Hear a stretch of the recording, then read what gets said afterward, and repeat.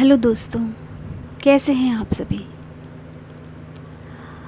आज का जो विषय मैं आप सभी के सामने लेके आई हूँ, एक ऐसा विषय जो दुनिया में सबसे ज़्यादा महत्व रखता है, सबसे ज़्यादा ताकतवर है, सबसे ज़्यादा महान है और शायद उसके बिना किसी का जीवन ही पर्याप्त नहीं है इस धरती पे। आज मैं बात करने जा रही हूँ माँ शब्द की। मुझे सुन रहे वो सभी लोग बहुत लकी हैं, बहुत भाग्यशाली हैं जिनके नसीब में माँ हैं, जिनके नसीब में अभी भी माँ हैं, और जिनकी दुनिया में माँ नहीं है वो समझ सकते हैं कि माँ का दुख क्या होता है, कैसी पीड़ा होती है। शादी से पहले माँ के हाथों का बना खाना, ममता की छाँव में पलना, बड़े हो जाना और फिर एक दिन माँ का साया छोड़ के दूसरे घर चले जाना, बड़ा अजीब सा लगता है ना। और किसी ने सच भी कहा है कि माँ से मायका होता है। अगर माँ है तो आपका मायका उज्जवल है, और अगर आपका मायका उज्जवल है तो आपकी बहुत बड़ी शान है, और अगर आपकी माँ नहीं है तो आपका मायका भी आपके लिए तरसता है और आप मायके के लिए तरसती हैं। सोचिए क्या गुज़रती होगी उस बेटी पर जब उसको दिन रात बहुत सारी चीज़ें सहनी पड़ती होंगी बिना माँ के। क्या गुज़रती होगी उसके दिल पर, क्या गुज़रती होगी उसके मन पर जब उसे पता है कि मुझे सुनने वाला कोई नहीं है मायके में, मेरा दुख जानने वाला कोई नहीं है मायके में। तब उस क्षण वो क्या करेगी। और किसी ने एक बहुत अच्छी बात बोली है कि बिना बाप के एक माँ अपने बच्चों का भरण पोषण कर सकती है, लेकिन बिना माँ के एक बाप अपने बच्चों को नहीं पाल सकता, क्योंकि ये पुरुष प्रधान देश है। इसमें आदमियों की सुनी जाती है, पुरुषों की सुनी जाती है। हालांकि बेटियां बहुत आगे हैं, लेकिन फिर भी कहीं ना कहीं चल के लड़कियों को वो स्वतंत्रता, वो आज़ादी नहीं मिल पाती जो मर्दों को और लड़कों को बहुत आसानी से मिल जाती है।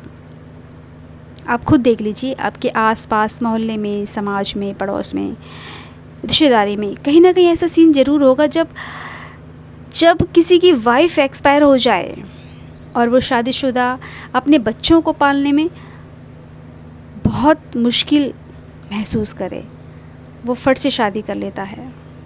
समाज एक्सेप्ट कर लेता है उसकी शादी को, उसके बच्चे भी एक्सेप्ट कर लेते हैं क्योंकि उनके पास कोई ज़रिया नहीं है। लेकिन अगर वही कंडीशन आप फीमेल के साथ करते हैं, अगर आप देखेंगे कि कहीं किसी महिला के पति का स्वर्गवास हो चुका होता है और उस पर 2 या 3 बच्चे होते हैं, या कुछ छोटे बच्चे होते हैं या ज़्यादा बड़े बच्चे होते हैं, उसकी शादी होना पॉसिबल नहीं है क्योंकि भाई वो बच्चों की माँ है। कौन एक्सेप्ट करेगा किसी के बच्चों को।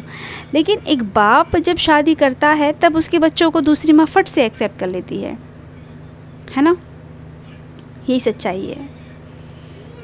और बिना माँ के जीवन काटना कैसा होता है भाई, मुझसे भला कौन जान सकता है।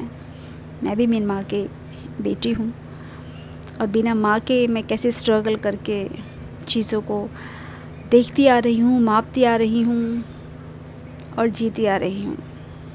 सोचिए उस वक्त क्या गुज़री होगी उस माँ पे जो खुद 1.25 महीने के छोटे से शिशु की माँ बन गई, अपनी माँ के मातम में आई होगी। क्या गुज़रती रही होगी उसके दिल पर जो खुद अभी नई नई माँ बनी है, जिसे तो ये होश भी नहीं है कि बच्चे को कैसे केयरिंग किया जाता है, कैसे उसे गोद में लिया जाता है, कैसे उसको खिलाया जाएगा, कैसे सुलाया जाएगा।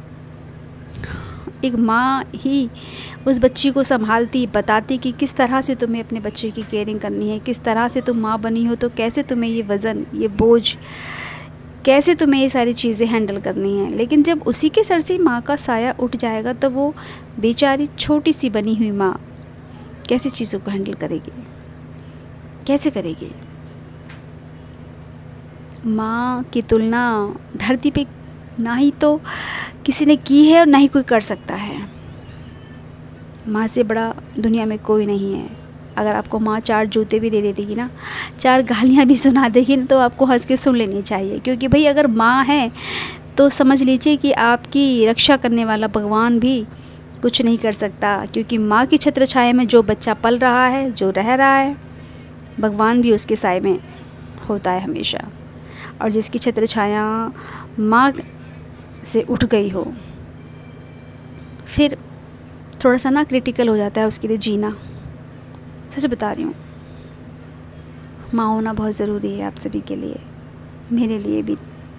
लेकिन उस ईश्वर ने शायद इतने ही दिनों के लिए मेरी माँ को मेरे पास रखा था कि जिस दिन मैं माँ बन जाऊँगी वो मेरी माँ को मुझसे छीन लेगा।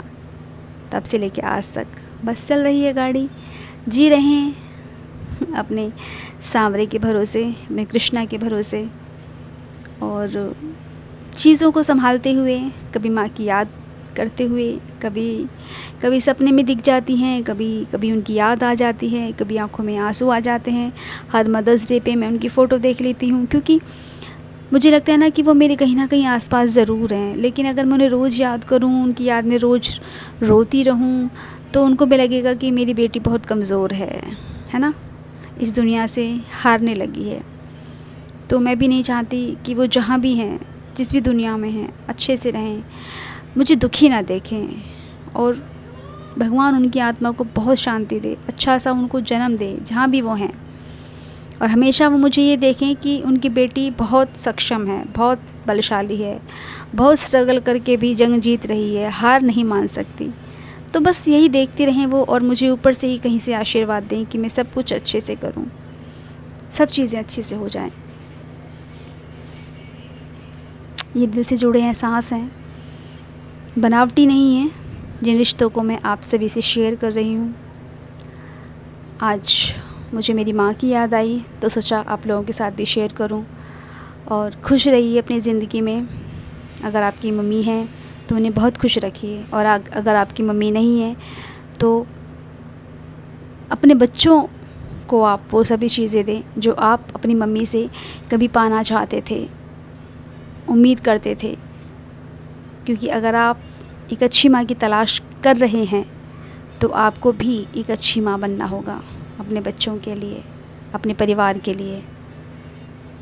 तो ये दिल के एहसास ऐसे ही चलते रहेंगे हर रोज़, और एक नई साज़ के साथ, एक नई एहसास के साथ इस अल्फाज को आप सुनते रहें।